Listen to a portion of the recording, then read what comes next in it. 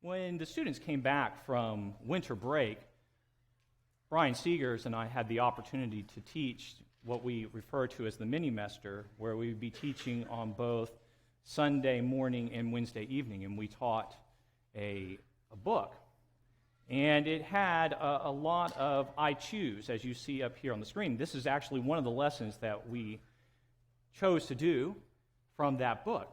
It had lessons like I choose to believe in God, I choose to follow Jesus, I choose to serve, I choose to abound in kingdom work. And so there were a number of lessons that we went through over about 10, 11 different lessons in that time period. And we had an opportunity to look at a lot of these with the college students each week, multiple times each week. And we had made a decision to actually do another lesson for our final lesson. We decided to actually skip over this lesson about I choose to love my spouse, and we thought we had reviewed those lessons pretty well. And I think Brian, when we were getting real close to the end here of the class, took a look at the final lesson that we were intending to do, and he was like, Matt, we may want to think about this last lesson because it really approaches things from the standpoint of I choose to serve God as I grow older. And one of those things was it looked like it was doing it from the age of 65. And not saying anything about the age of 65, but thinking about from the experiential standpoint, 40-something-year-olds don't really have that experience and probably not the best teachers of that subject. So we decided that we would go back and do this lesson on I choose to love my spouse. We didn't think it would apply to the college students because a lot of them are not married. But the more we began to think about it, we realized that in fact they were going to be married. And this was something that was important. And the other lesson I think would have been important too, but unfortunately I don't think we just had the experience to be able to give them that. Now we both have experience being married, and I'm not saying we by any chance or by any stretch have come to know everything about being married. I still am learning many things about being married. And I have made a lot of mistakes, and I probably will continue to make a lot of mistakes. But comparatively, we do have some experience. So we had some things that we wanted to discuss, but Brian wasn't able to be there, and I got a chance to do it with Michael Weatherford, who I thought did a fabulous job with me. He's not going to be able to be here this evening to share his thoughts that he shared with the class. And for those students that are still remaining, there are a small number of you. You've heard this before because this was our last class that we did. And so I did think it was an excellent last class, not from the standpoint the teachers were excellent, but from the material that they had. And it's one thing that I thought could apply to the general congregation. So an opportunity arose to be able to do a lesson, and I thought, well, this would be a really good one to do. In Colossians 3, verses 18 through 19, it is written, "Wives, submit to your husbands as is fitting in the Lord. Husbands, love your wives, and do not be harsh with them." We began our discussion with the college students talking about this concept of marriage and thinking about from the standpoint of exactly how the world thinks of marriage and how God thinks of marriage. And many times the world's understanding of marriage and thoughts about marriage and the way that the world would say that marriage should be is not exactly the way that God thinks it should be. And especially when you come to the modern day application of the roles of men and women in marriage, and we know the roles of men and women are very much under attack in the world today, but also it's been under attack in marriage even maybe before the things that we've been seeing occurring. We realize that the Bible speaks to something that is a lot different and requires reflection upon how we're going to achieve a marriage which is loving. Now, it's interesting that we just sang a song. I didn't pick the song. Matthew picked the song, but I thought it was really interesting that he chose the love of God. That's the thing. We're going to try to figure out how we can take God's love, and we can never actually achieve God's love entirely here on this earth, but somehow translate it into our marriages. And if we do that, I think we're going to have an opportunity to succeed here in this world. In Genesis, the 2nd chapter, we get really the foundational thoughts here on on marriage from God, where he says, "Therefore a man shall leave his father and his mother and hold fast to his wife, and they shall become one flesh." And so we have the basic definition of marriage here in Genesis, the 2nd chapter. Right off the bat, God tells us that it's between one man and one woman, and we're going to create this new family. And it's clear from the beginning that God intended marriage to be the basic building block of society. There wasn't really going to be anything else that would bedrock society other than marriage. Now, man has attempted to redefine marriage since the beginning of time. Man's redefined it in many different ways. But God had very specific understanding of the way it was going to be. And no matter what we try to do as people, it cannot be altered. No matter what people say today about what marriage is, it fundamentally cannot be altered because God is the one that set forth the constructs of marriage, not man. And so of all the relationships we have here on earth, the relationship with our spouse is the most important one that we will ever engage in. And so it behooves us to figure out how we can have a better relationship with our spouse. Today is Mother's Day. Someone asked me, "Did you pick this lesson because of Mother's Day?" And I thought about it. I said, no, I really didn't. I actually didn't think about that. And maybe I should have, but we honor our mothers today. Now, that is something that this nation has chosen for whatever reason to celebrate on the second Sunday in May? My wife shakes her head. Whatever reason it was chosen, this is the time. And it's a good thing for us to do. It's not commanded by the Bible to celebrate Mother's Day on this specific time. But it does tell us to honor our father and our mother.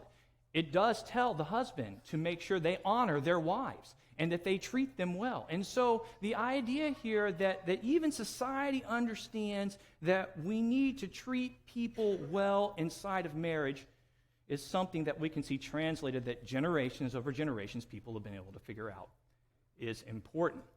So if this relationship is the most important one we're going to have between people, obviously we have the most important relationship going between us and God.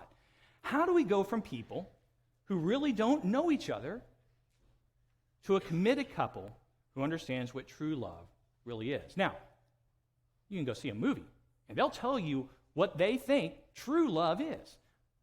For those of you that have not been in marriage, that are younger, maybe our high school students and some of our college students, the depiction of marriage you necessarily see in movies and on TV is not true love necessarily. They'll tell you what they think true love is, but that's not the true love that God says that it is.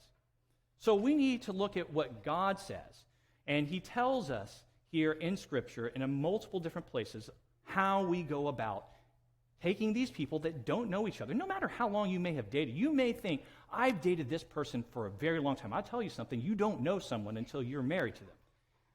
And you're going to learn a lot about someone. They're going to learn a lot about you, and you're going to learn a lot about yourself as well. So how do we get there? In Ephesians, the 5th chapter, this is the passage that our brother Michael read for us just a few moments ago. Paul says, "In the same way husbands should love their wives as their own bodies. He who loves his wife loves himself. For no one hated his own flesh, but nourishes and cherishes it, just as Christ does the church, because we are members of his body. Therefore a man shall leave his father and mother and hold fast to his wife, and the two shall become one flesh." So what does it mean here when it says we are to live as one? I mean, this is a question that kind of tried to get the college students to think about. And it is one that you when you read it, you're thinking about, okay, some of those make sense, but really what is God trying to tell us beyond the rudimentary basic understanding that the man and wife come together and they create this physical union? Well, maybe if we look over in Genesis, the 2nd chapter, verse 18, which precedes the one that we read in verse 24 of Genesis 2. We get a little bit more look at what this is. Well, this is not wanting to advance for me, making sure it's not there. Try this again. There we go. Okay. It says, "Then the Lord said, it is not good that man should be alone. I will make him a helper fit for him." You got to think. that even though God here says, he puts man alone in the garden, and man goes through all these, looking at these different animals that come by, and he doesn't find anyone that's suitable for him. That God knew from the beginning that man was not a complete creature. They weren't going to be able to go through life by themselves and be able to achieve everything. So we see that God did not think it was good that man should be alone. Man needed someone who could complement him. Doesn't mean they're the same. And that's the problem with a lot of modern day things. They are not the same. We needed somebody else. We needed someone who could help us. And it's evident that God knew what was necessary. But he needed Adam to come to the understanding himself that, something else was needed here. And that something else was necessary for himself. He needed to come to that understanding. So what it ends up happening is that God creates a person, as we all know, that is not the same as Adam, but completes what Adam is missing. So now we have this incomplete man completed in marriage.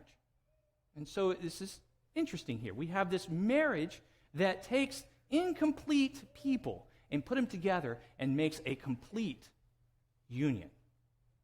And so this idea of living as one is, how do we complete each other? How do we complement each other?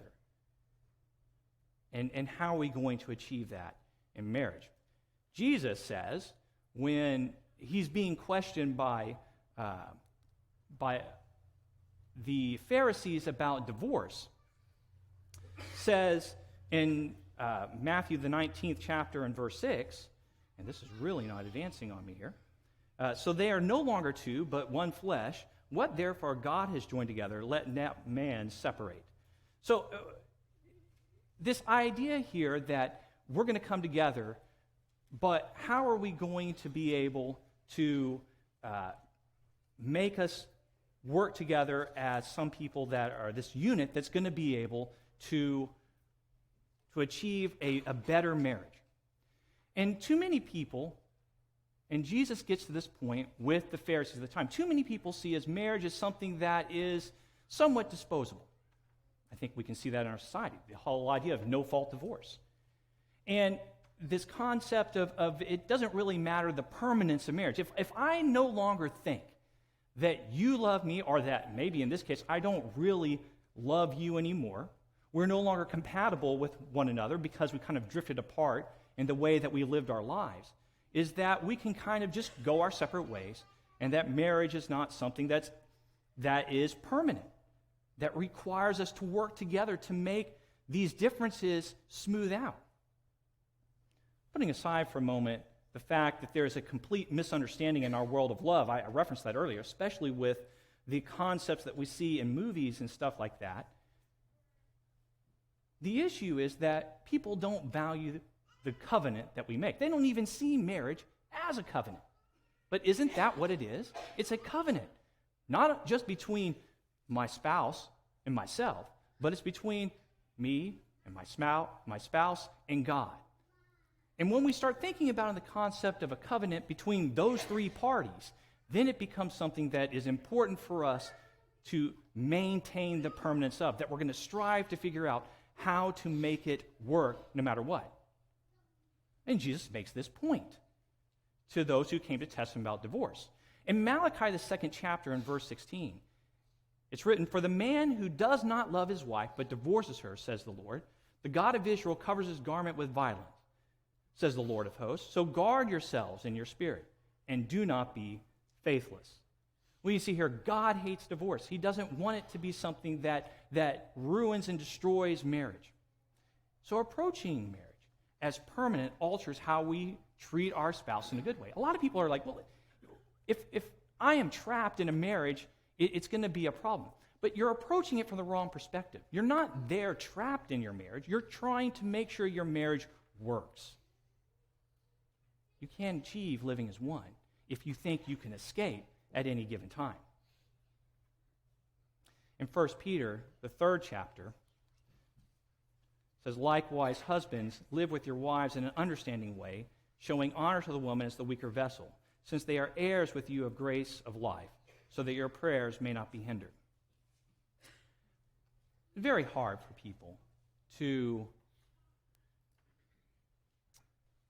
how do I say this? It's easy for someone to be selfish, to think about themselves, to think about what they want, and make sure they take care of those needs. It's a lot harder for people to think about what does this other person need, what do they want, and what's best for them. And I know we talk about this all the time. That's one of the challenges of rearing children, is getting them to understand the fact that selfishness is something that you need to strive for. It's very easy to be selfish. So it's hard sometimes for people to think about putting what they want to one side and elevating their spouse's needs. But that's what this is about, is it not? Is being more concerned about the wants and wishes of our spouses, especially from the husband, that we should be concerned about what our wives want and what they need, and that we should be concerned about taking care of those, even if it means taking what we want and putting it at a lower level. In fact, I would say that is indeed what it is taking what we want and subjugating it.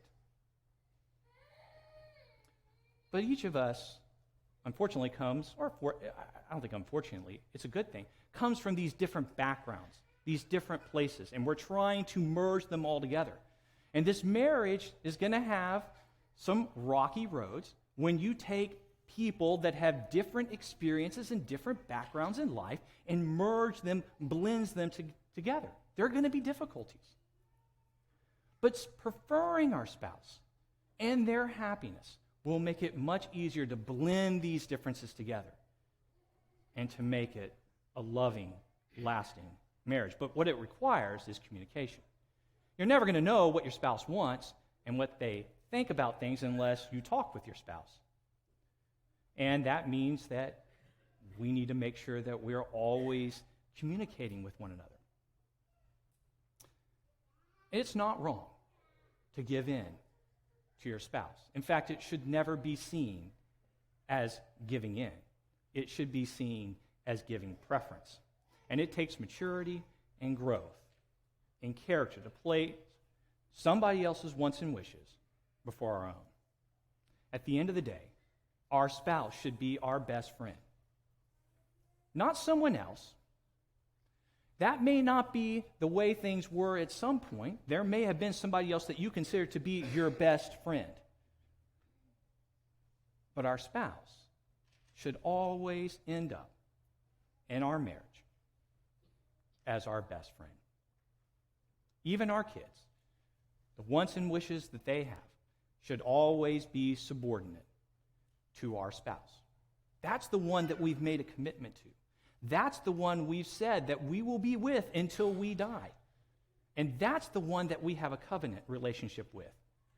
And that's the one that we should be putting their desires first and foremost. Living as one, I think, is a difficult concept for people in our society today, because it does mean losing one's self-identity at some level and taking on this other identity that's different than we had lived our lives before. But that's what God is wanting from us. That's how we show each other love. And that's how we come up with a marriage that's going to last. But there are challenges, as I've referenced. This society has numerous challenges. And we read in Genesis 2 that we find this new couple who start their own home, and they leave their parents. Now, obviously, Adam and Eve don't have parents, but we all do. We're going to leave our parents at some point if we haven't already, and we're going to form this new home if we get married. Ephesians chapter 5, verse 31. Therefore a man shall leave his father and mother and hold fast to his wife, and the two shall become one flesh. So Paul repeats this command. This was essentially, this is the same thing that was said back in Genesis 2 and verse 24. So here is Paul repeating this command in the Ephesian epistle. So in our marriage, our first responsibility is to our spouse, not our parents. It's very easy to get caught up with, I'm going to run to mom and dad, and I'm going to bring the issues that happen in my marriage and talk to them about, see what they do. That's not the way it should be. And it's easy sometimes for parents to take the side of their children, especially if they think they're being wrong. It's an easy thing for people to say, well, that's not right. They shouldn't be doing that to you. But if we don't put our spouse first and we don't put our trust and our confidence in them, then problems will arise. They should not be competing with any other person for our affections or any other attention that we may have. They should be first and primary. That doesn't mean that we stop honoring our parents. We've got to honor our parents, but we've got to change that relationship. We've got to be different in the way that we approach it. We can seek advice from our parents, but hopefully our parents are wise enough to advise their children to seek their spouse's best interest and not to insert themselves into their marriage. Parents sometimes can be a challenge, and we need to learn how to leave our parents and form our own household and do what's best for our spouse. Friends are another source, and you see this many times with younger couples, as they have had all these friends, and these friends are involved in their life, and that's a good thing. But as we read here in Ephesians, the 5th chapter, we are to hold fast to one another. But how can we do that when we spend a lot of time with other people and not our spouse? When we get married, all the friendships that we have need to be reevaluated in the context of this new relationship that we have. They take a back seat to the relationship that we have with our spouse. It doesn't mean that we don't continue to have relationships with other people. It doesn't mean that we don't continue to have friends, but it is dangerous to spend an inordinate amount of time with your friends when they are not shared with your spouse. Even more dangerous when you think about it, and some people in the world have no issue with this or having friends of the opposite sex. And they're not common with your spouse. That's a big issue. And it's a danger. Because the only person of the opposite sex that you're supposed to have a relationship that is close, personal with, is with your spouse. Many times people say, oh, there's no problem. I can have that relationship. I can continue doing that. But that is inherently dangerous to whoever your spouse is. And I'm sure they will see it that way as well. Doesn't mean we cut anybody off. We just reevaluate. And we reevaluate how much time we spend with them and how they impact our relationship with our spouse. Relationships change when we get married. You cannot keep them the same. You're different once you get married. You've changed. By very nature of becoming married, you have changed, and that inherently means our relationships are different as well. Another challenge that we face, and this one is probably going to become more endemic with the economic troubles that we have in this time, is money. Money is always one of the issues that we have. And it's hard for people to understand that there is no longer mine and theirs, but only ours. It can be difficult when we both have jobs and earn their own income. However, we are mistaken if we view our finances this way, that they are separate and they are not to be put together. And that I have my stuff, she has her stuff, and, we may share here and there, but they don't necessarily go together. It can also be challenging many times when the husband is the sole earner of wages. Because many times they'll think, well, I'm the one who's earning this money. I should get the first dibs on it. I should be the one who should spend it first.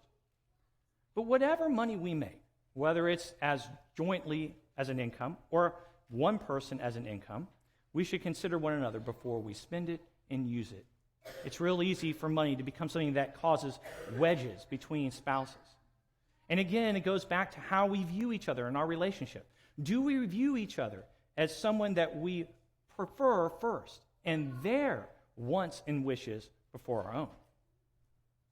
And for the husbands, it's not okay for us to think of the money as our own because we're out there earning.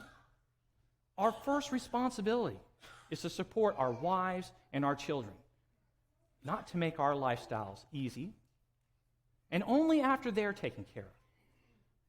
And you've ensured their happiness, then you may consider spending on yourself. It's a hard thing. And it requires people taking their own wants and putting them to the side. We do far better to humble ourselves, to deny ourselves, and give to our families what they need and what they want. We have to remember, Jesus sacrificed himself for the church, and he is the model for husbands everywhere. Finally, work often distracts from our relationships. In 2 Thessalonians 3 and verse 10, say, "For even when we were with you, we would give you this command, if anyone is not willing to work, let him not eat." So we definitely have a command to work. And the question is, how are we going to balance these things? This is an expectation of God. One of the jobs of a husband and father is to provide for his family. 1 Timothy chapter 3 and verse 8. "But if anyone does not provide for his relatives, and especially for members of his household, he has denied the faith and is worse than an unbeliever." So this is an expectation of God. However, husbands are expected to lead our families spiritually. We can't do that if we're spending all our time at work, if we're spending all our time on the job, whether it even be at home and we're spending all our time doing work-related things. How are we going to lead our family spiritually if that's all we're doing? Ephesians chapter 6. "Fathers, do not provoke your children to anger, but bring them up in the discipline and instruction of the Lord." So how do we do this if we are consumed with work? Work can be a problem. We've got to do it. But again, how do we balance it in our family life, in relationship to our spouses, and in relationship to any children that we may have? And these are the things that we discussed in this class. And one of the things that you probably realize, if you haven't, is that sometimes marriage can be hard. But there's nothing else like it on the face of this earth. And as hard as it can be, just like raising children, it's absolutely worth it. But it does mean that we've got to think about how we approach our relationships with our spouse. Choosing to love our spouse is something that God expects. And it doesn't matter how unlovable our spouse may be. And if we really think about it, we are all, many times, unlovable people. And we can be difficult to get along with. And we can want our way. And we can do it to the negative effects of other people. So we've got to put those things aside. We've got to think about others. We've got to think about our spouse and how we can prefer them in everything that we do. Because at the end of the day, marriage can make our journey to heaven easier than trying to do it alone. And with a good spouse, it will make it that much easier to be in heaven for all eternity. That's really what we boil down to here. This is the opportunity that we're all looking for, and that's the opportunity that we're extending this evening. We haven't talked about what you needed to be saved. But as Paul talks about in Ephesians, that when we're talking about marriage, we're talking about the relationship many times of Jesus to the church. Jesus is the only way that we're going to find our way to salvation. And we extend this evening, like we do all the time, an opportunity for you to follow Jesus and to put him on. This evening, if you haven't yet taken that opportunity, we want to extend to you the opportunity to obey Jesus and to put him on through baptism. And if you've fallen away and you need the prayers of the congregation, we're always ready to help you. Whatever your needs are this evening, why don't you come forward?